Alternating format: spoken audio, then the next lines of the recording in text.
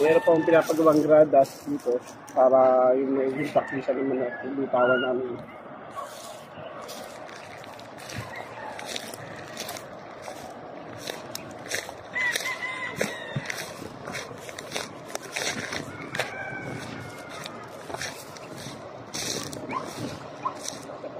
Pinapagawa ko para po yung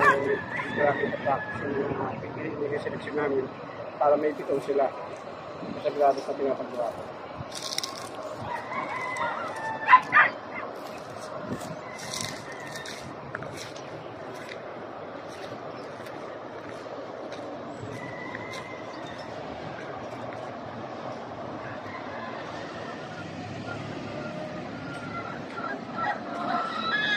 Yung mga delicades namin na panginahin ng binibuild namin dito.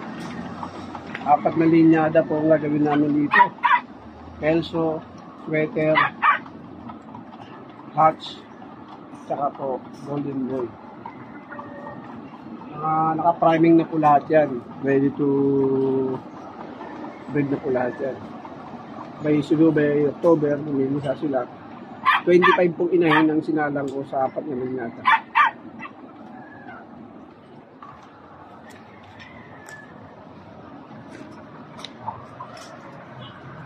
Ito po yung mga galing sa rin, sa mga lucky yan na. Tapos yung mga second batch ko sa race. Siguro by October, may harvesting kami ng mga 200 pieces na stag at mga inahin.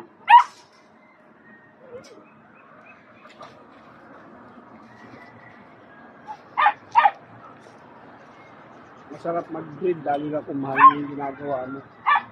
Para pang-stress na rin. Nung pupunta ako dito sa farm, nakawala ng pagod. Sobrang nakakatuwa kasi nakikita ko yung mga gastos ko, hindi napupuntahan naman. Shoutout pa rin sa mga tao ko dito, kay Not, kay Arnold, kay Lito. Shoutout sa inyong lahat dyan. Kaya pagpatuloy nyo kung anong araw-araw ginagawa yung at wala ako dito sa farm. What's up?